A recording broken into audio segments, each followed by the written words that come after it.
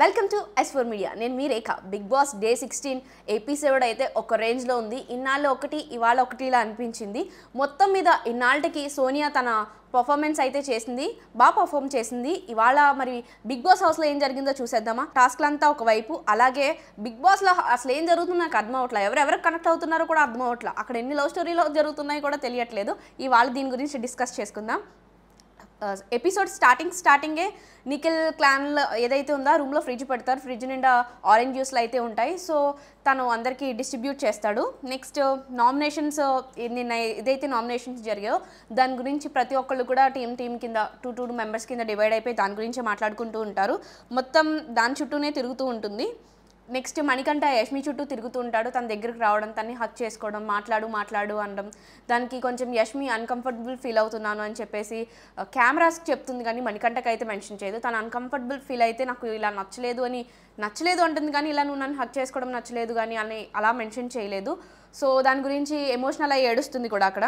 Next Sita కిచెన్లో ఉండగా పృథ్వీ వచ్చి హక్ చేసుకుంటాడు. ఏం జరుగుతుంది హౌస్లో, ఎవరెవరు కనెక్ట్ అవుతున్నారు. నెక్స్ట్ డే 16 అనేది చాలా ఫ్రెష్గా ఒక న్యూస్ సాంగ్తో స్టార్ట్ అవుతుంది. ఇక్కడ ఏంటి అంటే బయట నబీల్, విష్ణుప్రియ అండ్ పృథ్వీ ఉంటారు. విష్ణుప్రియ చెప్తుంది తన ఎక్స్ బాయ్ ఫ్రెండ్ క్వాలిటీ 70% పృథ్వీలో ఉన్నాయని చెప్పేసి తనని బుగ్గలు గిచ్చడం ఇలా చేస్తుంది. సో ఇక్కడ నబీల్ ఏం చెప్తాడంటే, వీళ్ళు నిన్ను నామినేట్ చేసినా ఏదైనా గొడవ అయినా మళ్ళీ వెంటనే మింగిల్ అయిపోతారు, ఎందుకంటే ఇక్కడ వాళ్ళు నిన్ను లైక్ చేస్తున్నారని చెప్పేసి అంటాడు. నెక్స్ట్ రేషన్ టాస్క్ అనేది స్టార్ట్ అవుతుంది. టైంకి ఛాలెంజెస్ ఇస్తూ ఉంటాం. సో మీరు ఆ ఛాలెంజెస్ కానీ గెలిచినట్లయితే ఇంటి సభ్యులు ఏ ఫుడ్ అయితే ఇష్టపడతారో ఆ రేషన్ మేము దాంట్లో ఇవ్వడం అయితే జరుగుతుంది అని చెప్పేసి అంటాడు. దీనికి ఇక్కడ నిఖిల్ ఏం చెప్తాడు అంటే, మనం మీట్ తీసుకోవద్దు, మీట్ అయితే ఇన్స్టెంట్గా తినాలి కదా, మనకి ప్లేస్ సరిపోదు ఫ్రిడ్జ్లో అవి పెట్టుకోవాలి అంటే. సో మీట్ తప్ప వేరే ఏదైనా మనం తీసుకుందాం, సో ఎక్కువ తినడానికి ఉంటుంది, స్టోర్ చేసుకోవడానికి ఉంటుంది అని చెప్పి అయితే మెన్షన్ చేస్తాడు.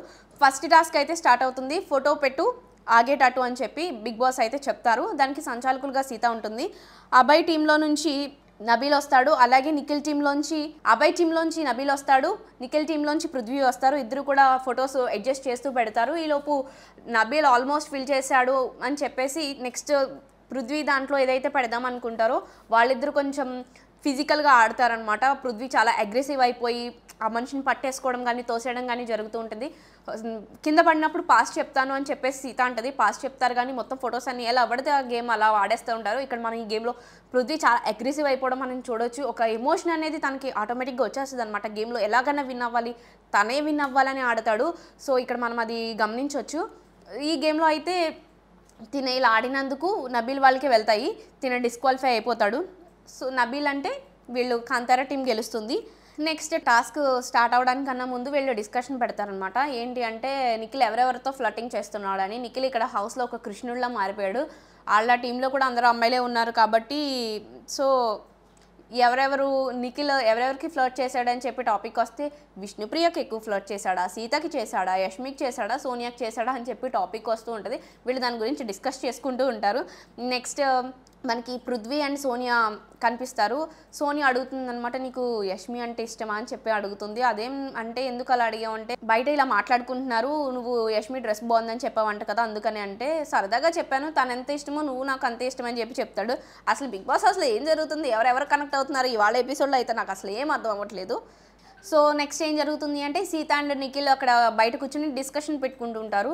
సీతకి ఫీలింగ్స్ ఉన్నట్టే మాట్లాడుతుంది, కానీ ఇది బయటికి ఎలా కన్వే అవుతుంది అన్నట్టుగా ఆలోచిస్తున్నట్టుగా చెప్పుద్ది.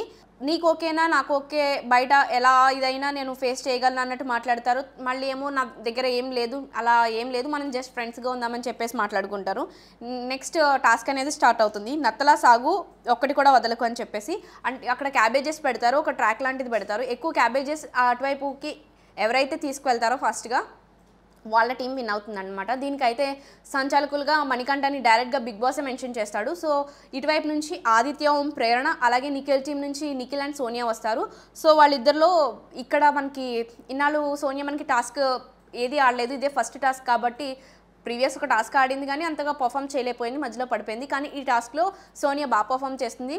బాగా నిఖిల్ ఫాస్ట్గా ఇలా హెడ్తో కొట్టగానే అది ఫాస్ట్గా వెళ్తుంది కాబట్టి నిఖిల్కి లాగే కొంచెం సోనియా కూడా ఆడడానికి ట్రై చేసింది, కానీ తన బెస్ట్ అనేది ఇచ్చింది, బాగా ఆడింది గేమ్లో అయితే. సో ఈ గేమ్లో ఏమవుతుంది అంటే నిఖిల్ టీం వాళ్ళు గెలుస్తారు. దానికి అబ్బాయి టీం వాళ్ళు ఏం చేస్తారు అంటే సంచాలకులుగా మణికంఠ సరైన డెసిషన్ తీసుకోలేదని ఫుల్ ఫైర్ అయిపోతారు.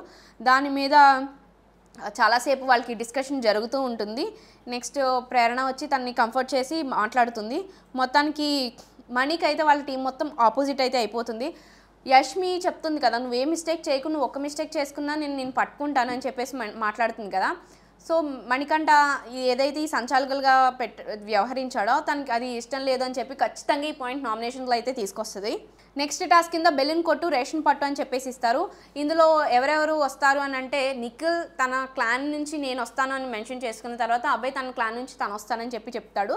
సో ఇద్దరికి బెలూన్లు అతికిస్తారు. బెలూన్లు ఎవరికి లాస్ట్లో ఎవరి బెలూన్స్ ఎక్కువ ఉంటాయో బాడీ మీద ఆ బెలూన్స్ కన్సిడర్ చేసి వాళ్ళకి రేషన్ అనేది వెళ్తుంది.